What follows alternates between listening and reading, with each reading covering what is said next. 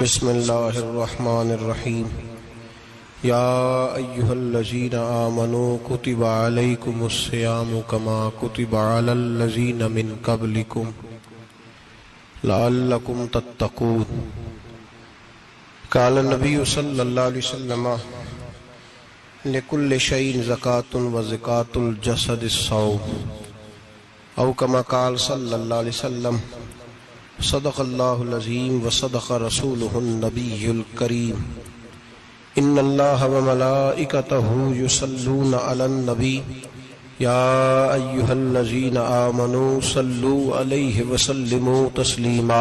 اللہم صل علی سیدنا و مولانا محمد معدن الجود والکرم وآلہ وصحبہ وبارک وسلم۔ حمد و صلاۃ کے بعد قرآن مجید سورہ بقرہ، اللہ تبارک و تعالی نے ارشاد فرمایا یا ایھا الذین آمنوا کتب علیکم الصیام، اے ایمان والو تم پر روزے فرض کیے گئے، کما کتب علی الذین من قبلکم، اسی طرح جس طرح تم سے پہلے لوگوں پر فرض کیے گئے تھے، لعلکم تتقون، تاکہ تم پرہیزگار ہو جاؤ، متقی ہو جاؤ، اللہ سے ڈرنے والے بن جاؤ، گناہوں سے بچنے والے بن جاؤ، اپنی زندگی کو رب رسول کے احکامات کی روشنی میں گزارنے والے بن جاؤ۔ روزہ ایک پریکٹس ہے، ایک مجاہدہ ہے، ایک جد و جہد ہے۔ جد و جہد کس چیز کی؟ اللہ کی رضا کے مطابق اپنے آپ کو ڈھالنے کی جد و جہد۔ صوم کا لغوی معنی ہوتا ہے رک جانا۔ حلال رزق سامنے پڑا ہے، حلال مشروب سامنے پڑا ہے، حلال رشتہ بیوی کا موجود ہے، لیکن ان سب چیزوں سے حالت روزہ میں رکنا، اللہ کی رضا کے لیے رکنا، اس کا نام روزہ ہے۔ صوم کا معنی رکنے کے ہیں، پرہیز کرنے کے ہیں، بچنے کے ہیں۔ ہر چیز موجود ہے لیکن اللہ کا حکم نہیں ہے تو لہٰذا کھا نہیں سکتے۔ تو رب فرماتے جب جائز چیز ہے تو میری مرضی کے بغیر میرے حکم کے نہیں کھا سکتا، تو نے رکنا ہے تو حرام کیسے کھا لیتا ہے؟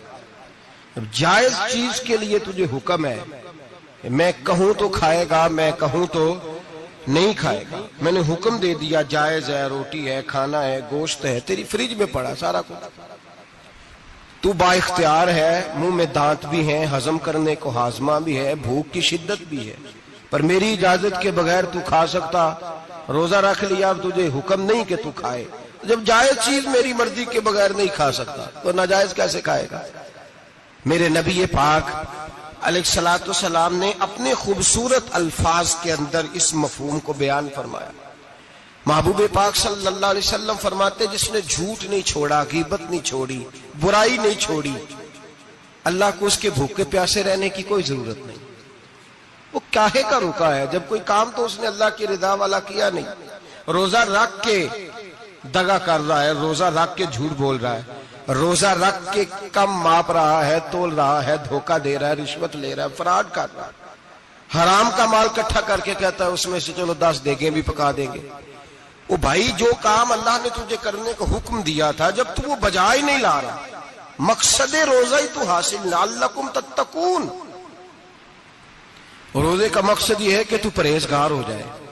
میرے نبی پاک علیہ الصلوۃ والسلام کی بارگاہ عالی مرتبت میں 2 عورتیں آئیں، یہ چیزیں کھا لو، کہنے لگی محبوبہ ہم نے روزہ رکھا ہوا ہے۔ فرمایا نہیں، تمہارا تو روزہ نہیں ہے، حضور رکھا ہوا ہے روزہ، سحری سے لے کر اب تک کچھ نہیں کھایا، شام تک بھی نہیں کھائیں گی۔ محبوب نے فرمایا ذرا کہہ تو کرو، الٹی تو کرو۔ کہہ کی تو ان کے حلق سے خون بھی نکلا اور گوشت کے لوتھڑے بھی نکلے، پھوٹیاں بھی نکلی۔ نبی پاک نے فرمایا وہاں بیٹھ کے تم نے اپنے جاننے والوں کی غیبت نہیں کی، چغلی نہیں کھائی؟ خاموش ہو گئیں، گردنیں جھک گئیں۔ نبی پاک نے فرمایا تم نے قرآن نہیں پڑھا کہ جو اپنے بھائی کی غیبت کرتا ہے وہ مردہ بھائی کا گوشت کھاتا ہے؟ تو گوشت کھا کے بھی تمہارا روزہ رہ گیا ہے۔ کس طرح کا روزہ ہے کہ صاحب روزہ رکھ کے نہ رکھنے والوں پہ تنقید کر رہے ہیں۔ تراویحاں پڑھ کے نکلے ہیں جو کہتے ہیں میں اکیلا ہی نیک ہوں، باقی تو محلے میں کوئی پڑھتا ہی نہیں۔ یہ کیسا تیرا روزہ ہے؟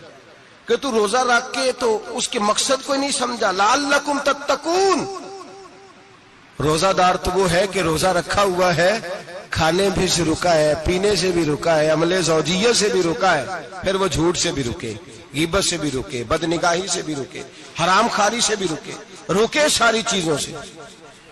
یہ بتلائیے کہ روزے کی حالت میں اپنی بیوی کے پاس جانا منع ہے تو غیر محرم کو دیکھنا جائز ہے؟ ہمارے ٹی وی پہ میں نے پہلے بھی کہا تھا کہ ہم ٹھیکیدار اور ذمہ دار نہیں ہیں مذہب کے۔ یہاں ہمارے آنے سے پہلے بھی کوئی بیٹھا تھا، ہم مریں گے تو یہاں ہم سے بڑے بڑے نیک لوگ بیٹھیں گے، کوئی بندہ ذمہ دار نہیں ہے۔ بڑے بڑے کج کلا، صاحب جبہ و دستار، بڑے بڑے صاحب بصیرت، آئمہ، فقہاء، علماء، زعماء، نقباء، صوفیاء، اولیاء، غوث، کتب، ابدال، اوتاد، کتب الاقطاب، جانے کون کون آئے، علماء آئے، مفسرین آئے، محدثین آئے، گزر گئے۔ ہم تو خاک نشین لوگ ہیں، تھوڑا کام کرنے والے، تھوڑی صلاحیت رکھنے والے۔ لیکن بھائی اگر کرتے ہیں تو ایک کام کرتے ہیں، ساتھ دوسرا نہیں کرتے۔ یہ کس طرح کا دین سکھانے لوگ نکلے کہ شوال سے لے کر شعبان تک گانا سنایا جائے گا، شعبان سے لے کر شوال تک ناچ گانا کیا جائے گا، شوال سے لے کر شعبان تک دھما چوکڑی ہوگی، رمضان آئے گا تو حدیثیں سنائی جائیں گی، رمضان آئے گا تو لوگوں کو قرآن پڑھ کے سنایا جائے گا۔ یہ مذہب باج نہیں ہے کہ گویے مذہب سکھائیں گے، ایکٹر مذہب سکھائیں گے۔ یہ مذہب باج نہیں ہے کہ ایک گلاس کے اندر پہلے شراب پی لو، پھر اسی گلاس میں رمضان آئے تو شہد بانٹنا شروع کر دو۔ یہ باج نہیں، یہ میرے رسول اللہ کا مذہب ہے۔ اگر تمہیں شوق ہے دین سیکھنے سکھانے کا، یکم رمضان کو توبہ کرو اور کہو کہ ہم ٹی وی پہ بیٹھ کے حدیثیں سنائیں گے تو سارا سال سنائیں گے، اور جس زبان سے حدیث نکلے گی پھر اس سے کبھی گندا گانا نہیں نکلے گا، پھر کبھی ناچ گانا نہیں ہوگا۔ یہ کون سا مذہب ہے جو بیویاں سکھا رہی ہیں؟ یہ کون سا دین ہے جو عورتیں سکھا رہی ہیں؟ میرے رسول پاک صلی اللہ تعالی علیہ وآلہ وسلم کا وہ مذہب ہے کہ میرے اعلیٰ حضرت فاضل بریلوی رحمت اللہ علیہ نے فرمایا، مرد کے لیے جائز نہیں کہ وہ عورت کی زبان سے میلاد بھی سنے، نعت بھی سنے۔ مرد کے لیے جائز نہیں، مرد کو مرد سکھائے گا، عورت سکھائے گی تو عورتوں کو سکھائے گی۔ بے شک آپ سویرے فتویٰ دیجئے کہ چھوٹی سی مسجد میں بیٹھ کے، چھوٹے سے کونے میں بیٹھ کے چھوٹا سا مولوی، اور وہاں تو اتنے بڑے مفتی ٹی وی پہ بیٹھے ہوئے، وہ غلط ہے تو صحیح یہ کیسے ہو گئے؟ سنو، میرے نبی پاک علیہ الصلوۃ والسلام کے مذہب کا حسن یہ ہے کہ اسلام کہتا ہے ایک نظر بی بی کو دیکھا کسی نے غلطی سے تو معافی ہو جائے گی، دوسری نظر شہوت سے دیکھا تو حرام ہے اس کے لیے، وہ پاکستان کا مولوی ہو یا سعودی عرب کا شاہ ہو، کسی کے لیے عورتوں کے بیچ پھرنا اٹھنا بیٹھنا جائز ہے۔ میرے نبی پاک صلی اللہ تعالی علیہ وسلم نے فرمایا ہے میں عورتوں سے مصافحہ کرنے نہیں آیا، اور میرے نبی پاک صلی اللہ علیہ وسلم نے فرمایا ہے، حضور فرماتے لیکن نا کتا بالکل ناپاک نہیں ہوتا، کتے کا تھوک ناپاک ہوتا ہے یا کتا گیلا ہو جائے تو ناپاک ہوتا ہے، لیکن خنزیر سارا ناپاک ہوتا ہے، کل ناپاک ہے خنزیر۔ نبی پاک نے فرمایا خنزیر بھی ہو اور گند میں لتھڑا ہوا بھی ہو، پیشاب میں لتھڑا ہوا ہو، گوبر میں لتھڑا ہوا ہو، پخانے اور فضلے میں لتھڑا ہوا خنزیر ہو، اس کا جسم تیرے ساتھ ٹکرا جائے تو اتنا برا نہیں جتنا غیر محرم عورت کا وجود تیرے ساتھ ٹکرا جائے تو برا ہے۔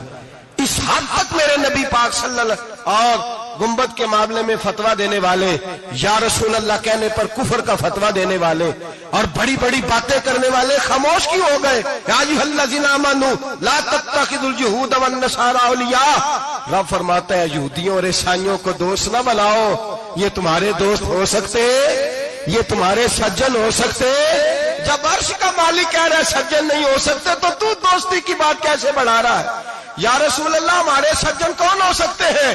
فرمایا تمہارا دوست وہ ہو سکتا ہے جو محمد عربی کا غلامی کرنے والا ہو، جو رسول اللہ کی نوکری کرنا ہو دوست ہوگا۔ دوسرا دوست ہو سکتا کوئی ایکٹر مذہب نہیں سکھائے گا، کوئی گویہ مذہب نہیں سکھائے گا۔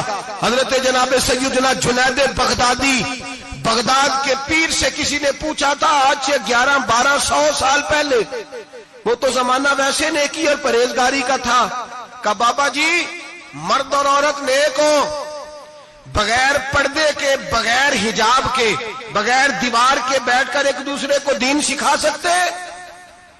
حضرت صاحب بتائیے، مرد اور عورت نیک ہو تو بغیر پردے اور حجاب کے ایک دوسرے کو دین سکھا سکتے ہیں؟ تو حضرت جنید بغدادی فرمانے لگے، سکھانے والا حسن بصری ہو اور سیکھنے والی رابعہ بصری ہو تو پھر بھی بغیر پردے کے بیٹھنے کی اجازت نہیں۔ تو مفتی صاحب کو اجازت کس نے دی؟ مولانا صاحب کو اجازت کس نے دی؟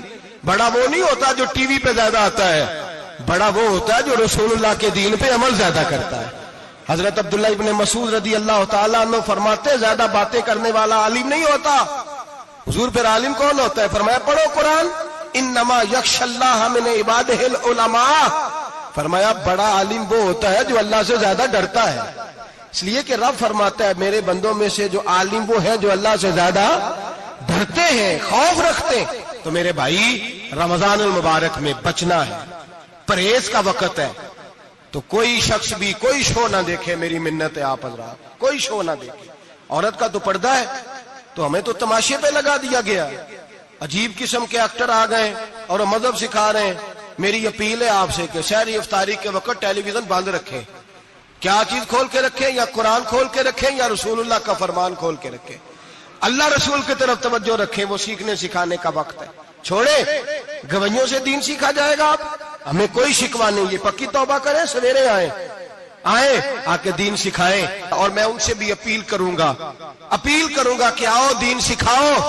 حضرت فضیل بن عیاض فرماتے ہیں میں ڈاکو تھا، کبھی کبھی چھپ چھپا کے جمعہ پڑھا کرتا تھا، پھر میں نے توبہ کی تو سچی توبہ کی، پھر میں نے توبہ کی تو رب کو راضی کرنے والی توبہ کی، پھر میں نے توبہ کی تو چھوڑی ہر شے، غریبوں کا لوٹا ہوا مال واپس کیا، جس کے پیسے نہ دے سکا اس کے گھر میں جا کے اس کی بھینسوں کو چارہ ڈالا، اس کے اونٹوں کی خدمت کی، میں نے قرضے چکائے۔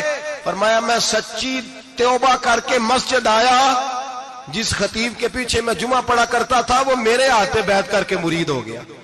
اللہ تبارک و تعالیٰ نے اپنے بندوں کے دل میری طرف پھیر دیے، پھر تمہیں اس میں انعام دینے کی ضرورت نہیں پڑے گی، پھر تم کٹیا نشین بن کے بھی دین پھیلاؤ گے تو اللہ اس میں تاثیر پیدا فرما دے گا۔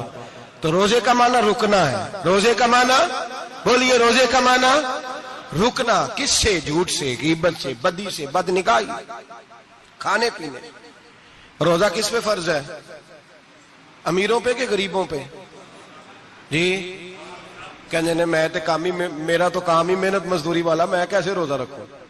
میں تو دیہڑی لگاتا ہوں تو روزہ کیسے رکھوں؟ میں نے نہیں کسی حدیث میں پڑھا کہ روزہ وہ رکھے جو دفتر میں بیٹھتا ہے۔ صحابہ کے زمانے میں تو دفتر ہوتے ہی نہیں تھے، کسی جگہ نہیں لکھا ہوا روزہ وہ رکھے گا جو اے سی میں بیٹھتا ہے، تب تو اے سی تھے ہی نہیں۔ حضرت ابوبکر صدیق رضی اللہ تعالیٰ عنہ سے لے کر جناب بلال تک سارے اپنے ہاتھ سے کام کرتے، سارے اپنے ہاتھ سے کام کرتے، سارے۔ حضرت عمر فاروق رضی اللہ تعالیٰ عنہ خلیفہ وقت ہونے کے باوجود مال غنیمت کے اونٹ چرنے جاتے تھے تو چراگاہ میں چھوڑنے میں جاتے تھے، لینے بھی آتے تھے واپس۔ سارے لوگ اپنے ہاتھوں سے مشقت والے کام کرتے، حضرت بلال مزدوری کرتے، سلمان فارسی مزدوری کرتے، مقداد مزدوری کرتے، صحابہ مزدوریاں کرتے، روزے رکھتے۔ اور رمضان کے جانے کا وقت ہوتا تو در رسول پہ کھڑے ہو کے عرض کرتے محبوبہ دل نہیں بھرا، دل کرتا ہے کبھی رب سارا سال ہی روزے عطا کرے، سارا سال رمضان دے تو ہم سارا سال روزے رکھنے کو تیار ہیں۔ جذبہ تھا، طاقت تھی، ہمت تھی۔ آج نوجوان لڑکا ہے کہتا ہے مجھ سے بھوک برداشت نہیں ہوتی۔ میرے بھائی رب بیماری لا دینا، اللہ سے دعا مانگے اللہ شفائیں عطا فرمائے، اور دعا کریں اللہ آزمائش سے محفوظ فرمائے۔ آپ یقین کریں میں نے لوگوں کو دیکھا ہے حلق سے قطرہ نہیں اترتا، خوراک کی نالی لگی ہوئی ہے، اعلیٰ غذائیں پکی ہوئی پڑی ہیں، عرش کا مالک کہتا ہے میں تیرے حلق سے گزرنے نہیں دوں گا، قانون بن گیا۔ میں نے دیکھا ہے ڈرپ پہ لوگ زندہ ہے، بوتل لگی ہوئی ہے گلوکوز کی، گزارا چل رہا، اعلیٰ غذائیں پڑی ہیں، لاکھوں روپیہ تجوری میں پڑا ہے۔ مالک کہتا ہے تو نہیں کھا سکتا، تو وہ کھانے نہیں دیتا، نہیں کھانے دیتا۔ ایک شخص یورپ کے علاقے کا، میں کسی کالم نویس کا پڑھ رہا تھا، وہ کہتا ہے میری کھربوں میں جائیداد ہے لیکن میرے معدے میں ایسی تکلیف ہے کہ میں آٹے کو چھان کر جو اوپر سے بورا نکلتا ہے صرف وہ کھا سکتا ہوں، اس کے علاوہ میں کائنات کی کوئی نعمت کھا نہیں سکتا۔ اور میرے بھائی وہ جب چاہے تو بڑے بڑے کھانے کھانے سے تجھے روک دے، تیرے دانت چبانے کے قابل نہ رہے، زبان نگلنے کے قابل نہ رہے، معدہ تیرا ہضم کرنے کے قابل نہ رہے، وہ جب چاہے تو جو مرضی کر لے، وہ کہتا چل تو میری مرضی پہ چلنا، 1 مہینہ میرے کہنے پہ نہ کھا، 1 مہینہ میرے کہنے پہ نہ کھا، تو یا اللہ تو کیا کرے گا؟ فرمایا صوم تصحو، میرے نبی پاک نے فرمایا تم روزے رکھو، اللہ تمہیں صحت عطا فرما دے گا، اللہ تندرستیاں دے دے گا، شفائیں دے دے گا۔ تم روزے رکھو، اللہ تمہیں، سبحان اللہ، اللہ تمہیں، اللہ طاقت دیتا ہے، ہمت دیتا ہے، اللہ ہمت دیتا ہے۔ میں نے دیکھا ہے، میں نے بزرگوں کو دیکھا ہے، ضعیف لوگوں کو دیکھا ہے، کمزور لوگوں کو دیکھا ہے، میں نے دیکھا ہے روزے رکھتے ہوئے، مزدوروں کو دیکھا ہے روزے رکھتے ہوئے۔ میں اپنے ابا جی کو کہتا ابا جی اتنی سخت گرمی اور مزدوری آپ کرتے اور مزدوری کے عالم میں روزہ رکھتے، تو کہتے پتر روزہ کی آندا ہے، روزہ کدوں کو جاندا ہے، روزہ اپنی جگہ تے وے مزدوری اپنی جگہ ہوتے۔ اور کئی دفعہ مینوں فرمان لگے، مینوں یار سمجھ کوئی نہیں لگدی، پتہ نہیں روزیاں چ اللہ طاقت کتھوں دے چھڑدا ہے اتنی زیادہ، کام بھی زیادہ کریدا ہے تے روزہ بھی بھائی صوم تصحو، میرے مصطفیٰ نے فرمایا تو روزہ رکھ، اللہ تجھے صحت عطا فرما دے گا۔ رب تعالیٰ تجھے، یہاں ہوٹل کھلے ہوئے ہیں، یہاں عجیب حالات ہیں، ہوٹل کھلے ہوئے ہیں، لوگ بہانے ڈھونڈتے پھرتے ہیں، کہتے ہیں کٹ لگ گیا تھا، ذرا تھوڑا سا خون نکل آیا، سنی پلاس لگائی ہے تو روزہ نہیں رکھا، یہ ذرا مجھے تھوڑی دقت ہو گیا تو میں نے روزہ نہیں رکھا، کھانسی لگ گئی ہے تو روزہ نہیں رکھا۔ او خدا کے بندے، روزہ تو نعمت ہے، اور سبحان اللہ میرے نبی پاک نے فرمایا لکل شیء زکات و زکات الجسد الصوم، فرمایا ہر شے کی زکات ہوتی ہے، وجود کی زکات روزہ ہے، روزے رکھو جسم کی زکات نکل جائے گی۔ فاقہ کرنا بھی میرے نبی پاک کی سنت ہے، مسواک کرنا بھی سنت ہے، اور فاقہ کرنا بھی، مسواک والی سنت زیادہ اپناتے ہیں لوگ، فاقہ کرنا بھی نبی پاک کی سنت ہے۔ ایک صاحب مجھے کہنے لگے جناب بیٹھ کے کھانا حضور کی سنت ہے، میں نے کہا کبھی کبھی نہ کھانا بھی نبی پاک کی سنت ہے، نہ کھانا بھی حضور کی سنت ہے۔ اور ہمارے فقہاء نے لکھا ہے جو روٹی زیادہ کھاتا ہے اس میں 2 باتیں پیدا ہو جاتی ہیں، کیا کیا؟ ایک بولتا زیادہ ہے، دوسرا سوتا زیادہ ہے، غافل ہو جاتا ہے۔ فقہ اور حکیم اطباء ڈاکٹر کہتے ہیں کہ پیٹ خالی رہے نا جس آدمی کا، اس کا حافظہ مضبوط ہوتا ہے، اس کے ذہن کی گرہ کھلتی ہے، زیادہ کھانے سے تو خماری چڑھتی ہے، دماغ ڈھونڈتے پھرنا روٹی کدھر سے آج اچھی ہے، گھر میں نہیں پکی تو ہوٹل چلے جانا، کھانے کے سوا اور کام ہی کوئی نہیں۔ اور صاحب میرے نبی پاک علیہ السلام نے فرمایا کافر 7 آنتوں سے کھاتا ہے، 7 آنتوں سے، اور فرمایا میرا مومن 1 آنت سے کھاتا ہے، اس کے وجود میں کھانے والی 1 آنت ہے، کافر 7 آنتوں سے کھاتا ہے۔ فاقہ کشی سے نورانیت پیدا ہوتا ہے، کم کھانا۔ دیکھیں نا نبی پاک صلی اللہ علیہ وسلم نے اللہ سے فاقہ مانگ کے لیا ہے، یا اللہ 1 وقت روٹی دے، 1 وقت کا فاقہ دے، مانگ کے لیا ہے نبی پاک نے، مانگ کے۔ حضرت ابو ہریرہ رضی اللہ تعالیٰ عنہ فرماتے ہیں بھوک زیادہ لگتی تھی نا جب مجھے، تو میں حضرت عمر سے، ابو بکر سے، عثمان مولا علی سے کوئی مسئلہ پوچھ لیتا تھا، اور جب میں مسئلہ پوچھتا تھا تو وہ مجھے روٹی کھلا دیتے تھے، جب میں ان سے مسئلہ پوچھتا تو وہ مجھے، حضرت ابو ہریرہ فرماتے ہیں مجھے بھوک لگی، میں حضرت عمر کے پاس گیا، ان سے مسئلہ پوچھا، ان کا رواج تھا جب میں مسئلہ پوچھتا تو پہلے روٹی کھلاتے۔ ہمارے بزرگ یہ فرماتے ہیں کہ کھانے کھلا کے دین پڑھاؤ، صرف تمہارا کتب خانہ نہیں کھلا ہونا چاہیے، تمہارا دسترخوان بھی کھلا ہونا چاہیے۔ کسی نے نبی پاک صلی اللہ علیہ وسلم سے پوچھا تھا بہترین مسلمان کون ہے؟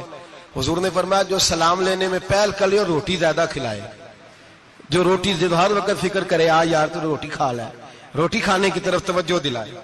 کھلانا سنت ہے، زیادہ کھانا اس میں بھی فرق رکھے۔ تو نبی پاک صلی اللہ علیہ وسلم کے صحابی حضرت ابو ہریرہ رضی اللہ تعالیٰ عنہ فرماتے ہیں میں نے حضرت عمر سے مسئلہ پوچھا، میں نے کہا حضور مسئلہ بتائیں، تو کہتے پہلے ان کی عادت تھی جب میں مسئلہ پوچھتا تو روٹی بھی کھلاتے، آج انہوں نے مسئلہ ہی بتایا ہے، روٹی کوئی نہیں کھلائی۔ تو مجھے کہنے لگے ابو ہریرہ تو سوچتا ہوگا روٹی نہیں اس نے پوچھی، تو نے کب سے کھانا نہیں کھایا؟ میں نے کہا آج صبح سے۔ تو جناب عمر کہنے لگے میں نے کل صبح سے نہیں کھایا۔ چل ابو بکر صدیق کے گھر مسئلہ پوچھتے ہیں، کہتے ہیں جناب صدیق اکبر کے دروازے پہ گئے، جا کر کے ان سے مسئلہ پوچھا۔ ان کی بھی عادت تھی جب کوئی مسئلہ پوچھنے جاتے تو دسترخوان بچھا لیتے، کہتے آؤ روٹی بھی کھلاتا ہوں مسئلے بھی بتاتا ہوں۔ کہتے ہیں گئے تو انہوں نے بھی مسئلہ بتایا، روٹی کوئی نہ پوچھی۔ تو کہنے لگے عمر ابو ہریرہ تم لوگوں نے کل پرسوں سے نہیں نہ کھایا ہوگا، اور ابو بکر کو 4 دن گزر گئے ہیں، تھوڑا سا دودھ ملا ہے یا کھجور ملی ہے، روٹی کوئی نہیں ملی، چلو درے رسول پہ چلتے، آؤ حضور کی بارگاہ میں۔ کہتے ہیں نبی پاک کی بارگاہ میں آئے، حضور نے چہرے دیکھے، کریم سے مسئلہ نہیں پوچھنا پڑا، میرے مصطفیٰ کریم نے فرمایا بھوک لگی ہوئی ہے تم تینوں کو؟ 3-4 دن ہو گئے؟ اللہ کے رسول نے فرمایا مجھے پورا ہفتہ ہو گیا ہے۔ سبب کچھ اور ہے جس کو تو خود سمجھتا ہے، زوال بندہ مومن کا بے زری سے نہیں، بھوک نقصان کا وجہ نہیں بنی، وجہ کوئی اور بنی ہے۔ رشوتیں جو بازار گرم ہوئے ہیں لوٹ مار کے، یہ روٹی کے لیے نہیں، یہ زیادہ کھانے کے لیے، یہ بینک بیلنس کے لیے گرم ہے۔ یہ لوٹ مار کا مقصد کوٹھیاں بنانا ہے، روٹی کا تو رب کریم کا وعدہ ہے۔ جو روز روتا ہے شام کو کہ میرا کاروبار کوئی نہیں، اصل میں کہتا ہے بنگلہ کوئی نہیں، اصل میں کہتا ہے کار کوئی نہیں، پجارو کوئی نہیں، روٹی تو اللہ عطا فرماتا ہے، اس کا وعدہ ہے۔ فرمایا حضور نے 3 دن بیت گئے، چلو۔ میرا بے تکلف صحابی ابو الحسن انصاری، وہ بڑے نصیب والے ہوتے ہیں جن کو میرے نبی پاک خود کہتے تھے کہ تیری فلانی ذمہ داری ہے۔ اس زمانے کا تو کسی کو کہہ دیا جائے یہ تیری ذمہ داری ہے تو کہتا ہے یہ تو پھٹیکے ڈالنے لگ گیا، یہاں سے تو چھٹی کر جانی چاہیے۔ خوش ہوتے تھے صحابہ کہ ہماری ذمہ داری لگی۔ کہتے ہیں حضرت ابو الحسن انصاری کے گھر گئے، نبی پاک نے فرمایا بھوک بڑی لگی ہے، کھانا لا۔ کہتے ہیں حضور نے اسے کہا تو اس آدمی کو تو وجد ہی ہو گیا، اس نے کہا میرے اتنے نصیب کہ حضور کا یہ کھانا کھلا۔ آؤ دیکھو دنیا والو، آج جو سب سے زیادہ عزت والا ہے وہ میرا مہمان بنا ہوا ہے۔ فرماتے ہیں وہ دوڑے گئے، بکری اٹھائی، ذبح کی، بیوی کو کہنے لگے روٹی تیار کر، ادھر کھجوریں توڑی، انگور توڑے، کہنے لگے حضور آپ جب تک تناول کریں تب تک کھانا پک جاتا ہے۔ حضرت عمر کہتے ہیں روٹی پک کے آئی، بڑا پیارا گوشت، بڑا اچھا سالن، بڑا خوبصورت خلوص والا کھانا۔ فرماتے ہیں میں نے بڑا ہی کھایا۔ نبی پاک نے نہ ایک روٹی لی اور چھوٹی چپاتی، تھوڑا تھوڑا سالن کونوں سے، اور جب نبی پاک نے کھا لیا تو حضور کی آنکھوں میں آنسو آئے۔ حضرت عمر کہنے لگے حضور روئے کیوں؟ نبی پاک نے فرمایا سوچتا ہوں 7 دن کے فاقے کے بعد کھایا ہے، پر ڈرتا ہوں رب اس کا حساب پوچھے گا تو جواب کیسے دینا ہے، اس کا حساب بھی تو دینا ہے نا جو کھایا ہے۔ تو حضرت عمر فاروق کے ہاتھ میں کچھ چیز تھی، زور سے زمین پہ ماری، کہا محبوبہ 7 دن کے بعد بھی روٹی کھائے تو حساب دینا ہے۔ نبی پاک فرمانے لگے عمر وہ مالک ہے نا، تو جب دیتا ہے تو حساب نہیں لے سکتا، حساب تو دینا ہے، حساب تو دینا ہے، تیاری رکھو۔ صحابہ کرام فرماتے ہم نے ارادہ کیا کہ آج کے بعد ہم پھر فاقے کریں گے، کم کھائیں گے، اس لیے کہ حساب دینا ہے۔ میرے بھائی وہ فاقہ کشی کرتے تھے، ڈرتے تھے۔ یہاں تو لوگ کھا کے بیمار ہیں، کھاتے جا رہے ہیں، سوتے جا رہے ہیں، کھاتے جا رہے ہیں، سوتے جا رہے ہیں۔ یہ بھی وقت آئے گا رمضان شریف کا، سویرے درس پہ آؤ کہتے نیند بڑی آتی ہے، سویرے 2 سپارے پڑھ کے سویا کرو کہتے صاحب نیند بڑی آتی ہے، فجر کے بعد ہی تو وقت ہوتا ہے اللہ اللہ کرنے کا، شہری کا، کھاتے جا رہے ہیں، سوتے۔ لوگ جماعت سے نماز نہیں پڑھتے، سو جاتے، جماعت کا ثواب چھوڑ کے سو جائیں گے۔ بھائی رمضان مبارک میں فاقہ کشی کی ٹریننگ ہوتی ہے، فاقہ کشی کی تربیت لے، رمضان میں روکے اپنے آپ کو، تربیت ہوگی۔ اور ہمارے صوفیاء فرماتے ہیں جو زیادہ کھاتا ہے اس کا نفس اس کو زیادہ پہ مائل کرتا ہے، خواہشات نفس پیدا ہوتی ہیں۔ میرے نبی پاک علیہ السلام نے جوانوں کو حکم دیا ہے یا معاشر الشباب، او جوانوں، یا رسول اللہ کیا حکم ہے؟ فرمایا یا نکاح کر لو اگر طاقت ہے، نہیں طاقت تو روزے رکھو۔ حضور روزے سے کیا ہوگا؟ فرمایا تمہارا نفس کچلا جائے گا، شیطان وسوسہ اندوزی نہیں کرے گا۔ آج نوجوان بڑھ بڑھ کے کھاتا ہے، بہت زیادہ کھاتا ہے، کبھی اس ہوٹل سے کھاتا ہے، کبھی اس ہوٹل سے کھاتا ہے۔ اتنا زیادہ کھائیں گے تو نفسانی قوتیں اچھل کر کے آئیں گی، مشکل ہو جائے گا۔ شادیاں دیر سے ہوتی ہیں، ماں باپ آنکھیں بند کر کے بیٹھے ہوئے ہیں۔ اگر ماں باپ کی ذمہ داری ہو اور ماں باپ نکاح نہ کرے تو نبی پاک نے فرمایا بچے گناہ کریں گے تو جتنا گناہ بچے کو اتنا باپ کو بھی ہوگا۔ تو ماں باپ چپ ہیں، دوسرا شادی مشکل بڑی ہے، مہنگی بڑی، اور تیسرا نہیں کر رہے کچھ لوگ تو روزے بھی نہیں رکھ رہے۔ تو رمضان ان کے لیے بھی وقت ہے، نفسانی قوتیں کچلی جائیں گی، کھانا جتنا کم کھایا جائے گا اتنا وجود کے اندر نفسانی خواہشات کم پیدا ہوں گی۔ تو رمضان تو پریکٹس ہے مجاہدے کی، دین کی۔ اور دوسرا میرے حبیب پاک صلی اللہ علیہ وسلم نے فرمایا ہے، حضور فرماتے ہیں کہ رمضان اور قرآن کا آپس میں رشتہ ہے۔ قرآن پاک کتنا پڑھنا چاہیے روزانہ؟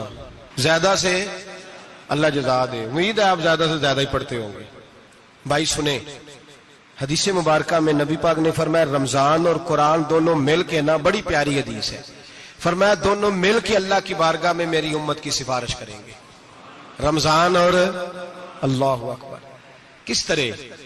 نبی پاک فرماتے ہیں رمضان کہے گا اے اللہ دن کے وقت میں نے اسے تیری رضا کے لیے کھانے پینے سے باز رکھا، اور قرآن کہے گا یا اللہ رات کو تیری رضا کے لیے کھڑا ہو کے یہ قرآن سنتا تھا. رمضان اور قرآن دونوں سفارش کریں گے. ہم نا بڑا کچھ پڑھتے ہیں، سنتے ہیں، سیکھتے ہیں. اب یقین کریں یہ کھاتے بھائی کا بھائی سے اختلاف ہو جائے نا تو وہ 30 سال پرانے کھاتے کھول کے لے آتا ہے، ساری رات ڈھونڈتا ہے کہ میرے پیسے کہاں سے نکلتے ہیں. پڑھ لیتا ہے. قرآن پاک کی باری آتی ہے تو نہیں پڑھتے قرآن پاک. ابا جی کا ختم ہوتا ہے تو مانگتے پھرتے ہیں، کہتے ہیں 2 قرآن پاک 10 قرآن پاک. یہ باتیں بتانی نہیں چاہیے، کرنی نہیں چاہیے، لیکن چونکہ تربیت کے لیے بیٹھا ہوں تو کر دیتا ہوں. میرے شاگردوں سے پوچھیں، یہاں مدرسہ ہے الحمدللہ، درجنوں طلباء ہیں، اساتذہ ہیں، میرے پیر بھائی ہیں، اور میرا یہ دعویٰ ہے کہ شاید کوئی کسی سے اتنا پیار کرتا ہو جتنے میرے شاگرد اور مرید مجھ سے کرتے ہیں. لیکن میں نے کبھی کسی سے نہیں کہا کہ ذرا سورت فاتحہ پڑھ کے دینا، میں نے اپنے ابا جی کو ثواب دینا ہے. پوچھ لیں کسی سے نہیں کبھی کہا. کبھی نہیں میں نے کہا کہ ذرا مجھے تھوڑا سا قرآن پڑھ دیں. میں اس کو ناجائز نہیں کہتا، پڑھوانا چاہیے، لیکن میں اپنے والدین کے لیے کبھی سوال نہیں کرتا کہ مجھے ذرا پڑھ کے دو، میں نے بخشنا ہے. اس لیے کہ میں نے ذاتی طور پہ روٹین بنائی ہے. میں سمجھتا ہوں کہ کائنات کے اندر میرے اوپر جن لوگوں نے احسان کیے ان میں سب سے زیادہ حصہ میرے ماں باپ کا ہے. میں سمجھتا ہوں اس بات. کتنا نالائق ہوں میں کہ میں 1 مہینے میں ایک قرآن پاک بھی پڑھ کے ان کی روح کو احسال نہیں کر سکتا. میرا یہ طریقہ ہے ذاتی، میں قدغن نہیں لگاتا، میرا ذاتی طریقہ یہ. الحمد سے شروع کرو اور 2 سورتیں چھوڑ کے قرآن پاک ختم کر دو آخری، اور پھر فلق اور ناس صورتیں ساتھ لے جاؤ. یہاں بیٹھ کے سالے ثواب نہیں کرنا، ختم نہیں دلانا، ساتھ لے جاؤ، قبر پہ کھڑے ہو جاؤ اور فلق اور ناس صورتیں قبر پہ بیٹھ کے تلاوت کرو. اور جو قرآن مجید پڑھا ہے ان کی روح کو وہاں احسال کرو. او بھائی، اولاد جب ماں باپ کے لیے پڑھتی ہے تو اسے کہنا نہیں پڑتا اللہ بخش دے، اس لیے کہ اولاد کی نیکیاں خود بخود ماں باپ کے کھاتے میں جمع ہوتی ہیں، خود نیکیاں جمع ہوتی ہیں. میرے بھائی تو بچوں سے یہ تو مطالبہ کرتا ہے کہ بیٹا اس سال رمضان المبارک میں میرے لیے ستو ضرور بنانا، فلانی چٹنی ضرور تیار کرنا. یہ کیوں نہیں کہتا بیوی سے کہ ڈشیں کم بنانا، تو بھی بیٹھ کے قرآن پاک پڑھ، میں بھی قرآن پاک پڑھتا ہوں. ادھر آؤ بیٹا یہاں بیٹھ کے تلاوت کرو، میں بھی کرتا ہوں. بیٹی ادھر آؤ بیٹھ کے قرآن پاک پڑھو. کتنا وقت لگتا ہے؟ حافظ اور قاری اور علماء اگر پڑھے تو 20-25 منٹ لگتے ہیں قرآن پاک کا سپارہ پڑھنے، اور اٹک اٹک کے پڑھنے والا بھی پڑھے تو 1 گھنٹہ لگ جائے گا. اور میرے نبی پاک صلی اللہ علیہ وسلم نے فرمایا جو قرآن پڑھتے ہوئے اٹکتا ہے اللہ اسے ڈبل ثواب عطا فرماتا ہے. فرمایا جو زبانی پڑھے سنگل ثواب، جو دیکھ کے پڑھے اسے ڈبل ثواب. حضور کیوں؟ فرمایا اس لیے کہ میرا قرآن دیکھنے پہ بھی اللہ ثواب عطا فرماتا ہے، قرآن دیکھنے پہ بھی اللہ ثواب دیتا ہے، دیکھنے کا بھی ثواب. رمضان شریف میں قرآن پاک پڑھے، کھول کے پڑھے. اور میرے بھائی اگر تیرا بچہ پڑھے، اگر تیری بیٹی پڑھے، کائنات کا خوش نصیب باپ وہ ہے کہ بیٹا قرآن پڑھے، چاہے ناظرہ ہی پڑھے.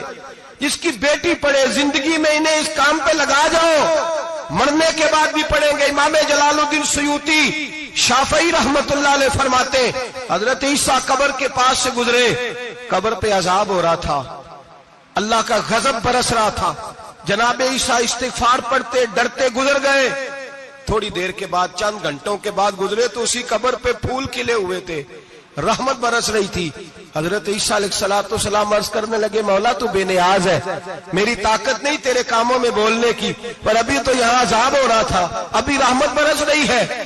جناب عیسیٰ کہتے ہیں آواز خدا بندی آئی، عیسیٰ بندہ بڑا گناہگار تھا، پاپی تھا، مجرم تھا، خطا کار تھا، لیکن جب اس کا انتقال ہوا، اس کی بیوی حاملہ تھی، اس کے پیٹ میں بچہ تھا، بچہ اس کے انتقال کے بعد پیدا ہوا. آج وہ 4-4.5 سال کا ہوا ہے، مکتب میں گیا ہے، مدرسہ میں گیا ہے، استاد نے بسم اللہ شریف پڑھائی ہے. فرمایا اس نے توتلی زبان سے کہا ہے بسم اللہ الرحمن الرحیم. کہ ایسا مجھے بتلا اس زمین پر وہ معصوم جسے ابھی رحمان اور رحیم کہنا نہیں آتا، وہ توتلی زبان سے مجھے رحمان اور رحیم کہے. اور میں اسی زمین پہ اس کے باپ کو عذاب دوں؟ فرمایا اس نے ایک بار رحمان اور رحیم کہا ہے، میں نے اس کی باپ کی قبر کو نور سے معمور فرما دیا ہے، نور سے بھر دی ہے قبر، برکت سے بھر دی ہے۔ اللہ کرے میرے بیٹے بھی قرآن پڑھے، اللہ کرے میری بیٹیاں بھی قرآن پڑھے، اللہ کرے ہم سب کی اولادیں قرآن پاک پڑھے۔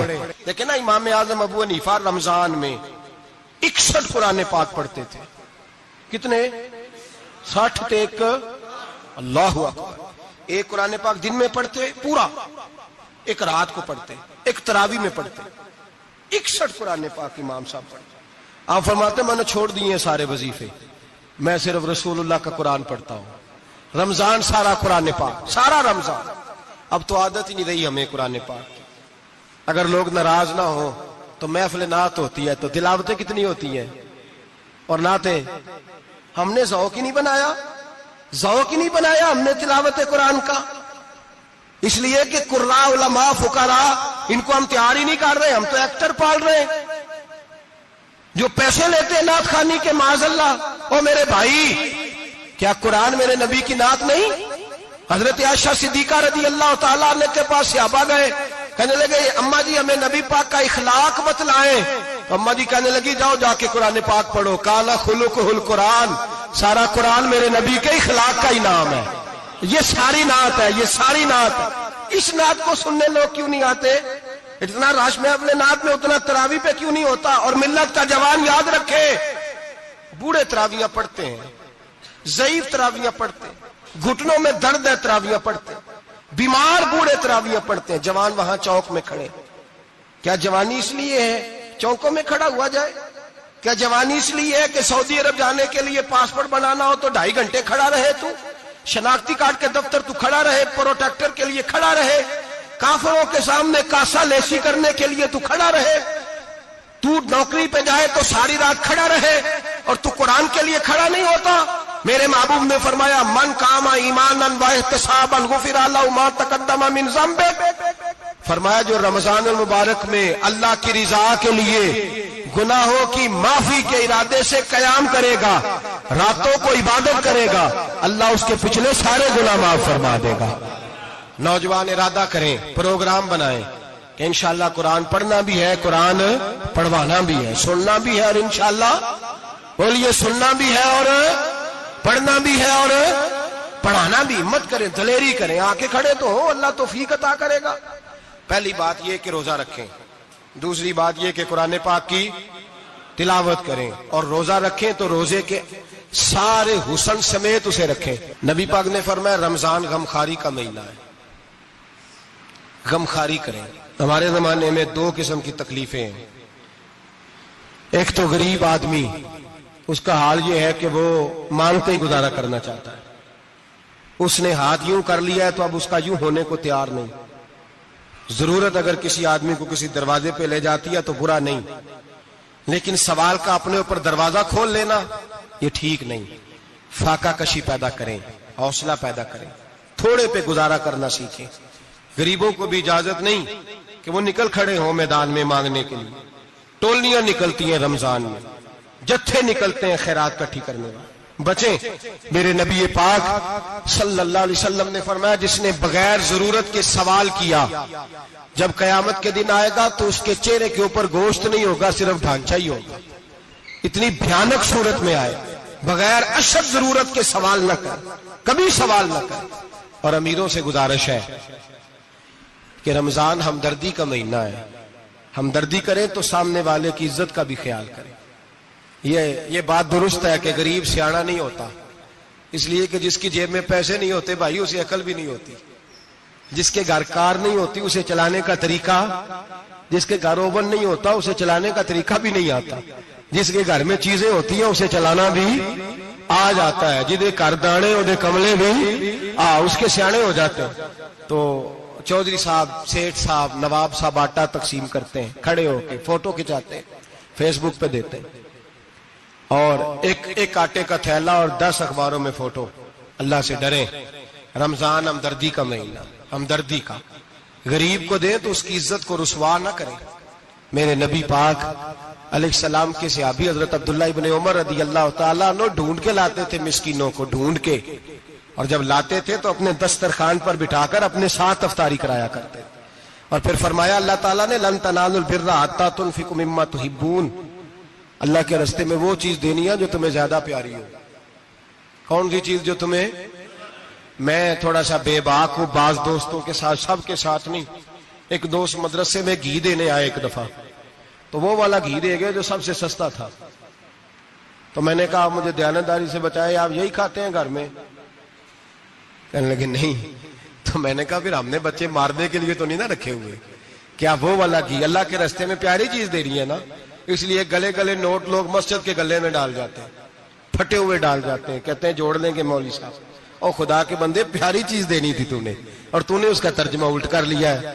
سمجھ لیں رمضان المبارک میں کسی غریب کی مدد کرنی ہے تو ساتھ اس کی عزت بھی کرنی ہے. نبی پاک علیہ السلام کے دروازے پر جب یہ جملہ ایک ہے لیکن بڑا قیمتی ہے. صحابہ کہتے ہیں جب ہم دروازہ رسول پہ جاتے تھے خیرات بھی ملتی تھی اور عزت بھی ملتی تھی.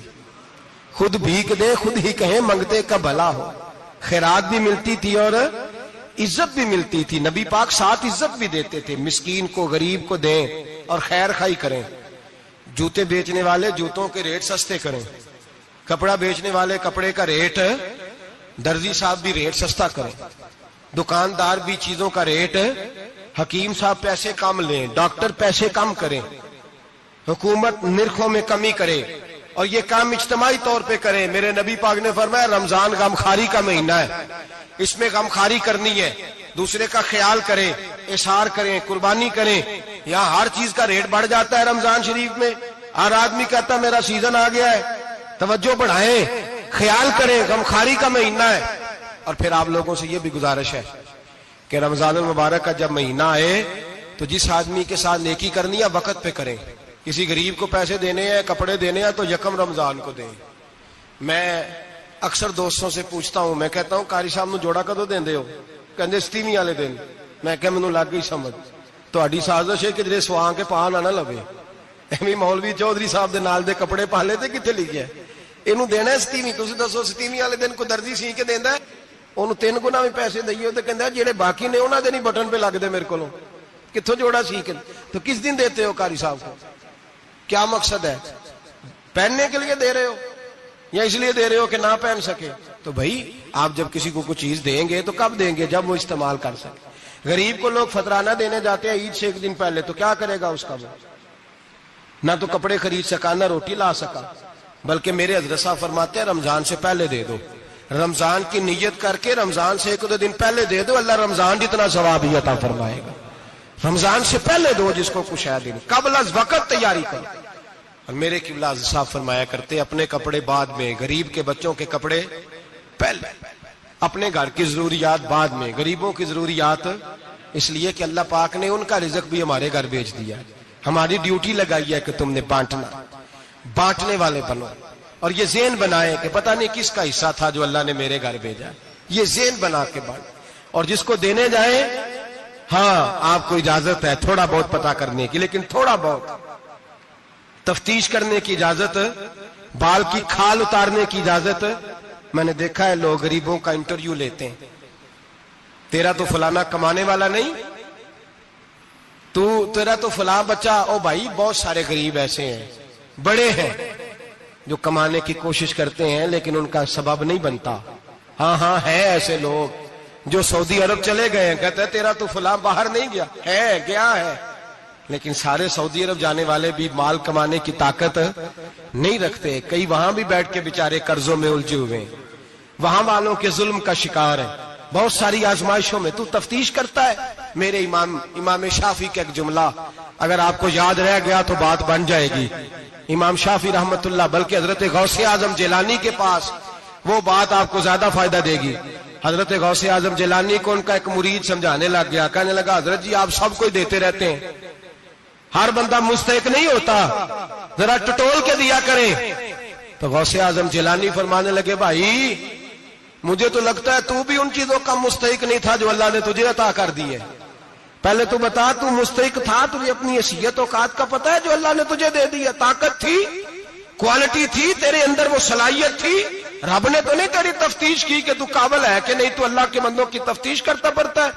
امام شافعی فرمایا کرتے، امام شافعی فرماتے رب تجھے پرکھ کے نہیں دیتا، ٹٹول کے نہیں دیتا، رسوا کر کے نہیں دیتا، تو غریبوں کے ساتھ یہ سارا ظلم کیوں کرتا ہے؟ بس پتہ چل گیا وہ ضرورت مند ہے تو دے، اس لیے کہ اجر تجھے غریب نے نہیں دینا، اجر اللہ نے دینا ہے، اور اللہ اجر عمل پہ نہیں دیتا، اللہ تو نیت پہ اجر عطا فرماتا ہے۔ تو نیت دیکھ تیری کس طرح کی، تو میرے بھائی غریب کو دے، قبل از وقت دے۔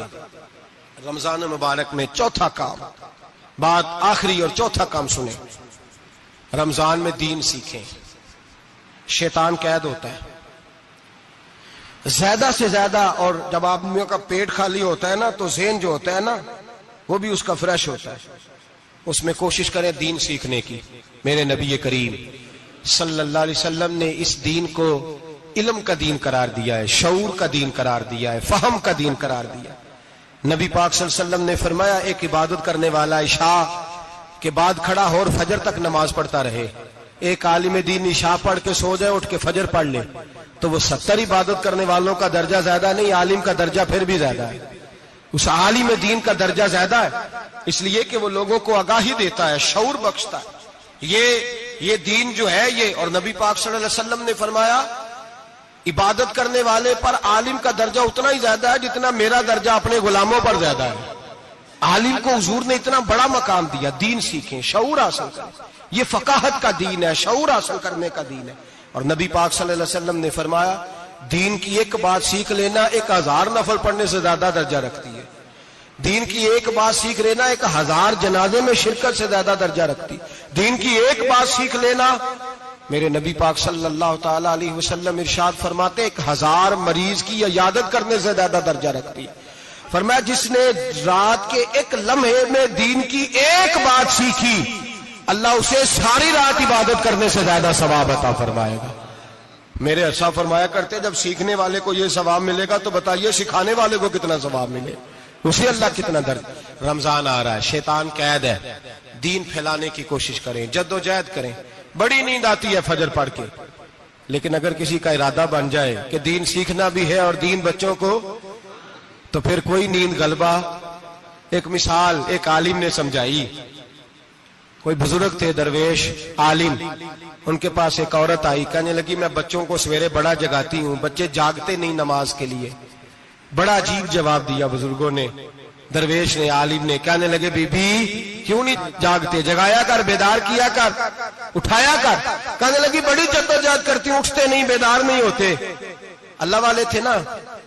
کہنے لگے یہ بتا اگر اس کمرے میں آگ لگ جائے تو پھر بچوں کو کیسے بیدار کرے گی، آگ سے بچانے کے لیے کیا کرے گی؟ پھر تو بالوں سے پکڑ بھی گھسیٹنا پڑا تو گھسیٹ کے کمرے سے لاؤں گی، پھر تو چوٹیں لگتی ہیں تو لگ جائے، پھر میں پرواہ نہیں کروں گی۔ آپ فرمانے لگے یوں سمجھ لے جہنم کی آگ جل رہی ہے، اگر تیرے بچے نے نماز نہ پڑھی تو آگ لگ جائے گی، اگر اس نے عبادت نہ کی تو اسے آگ، اب جیسے بھی تجھے اٹھانا پڑتا ہے اٹھا گھسیٹ کے باہر لا، لیکن اس کی نماز قضا۔ نیند بڑی آ رہی ہے سویرے، لیکن اگر دین نہ سیکھا تو مشکل ہو جائے۔ جیسے بھی اپنے آپ کو جگانا چاہیے، ہمت کرنی چاہیے، دلیری کرنی چاہیے۔ ہمیشہ مدحت خیر الانام میں گزرے، دعا ہے یہ عمر درود و سلام میں گزرے۔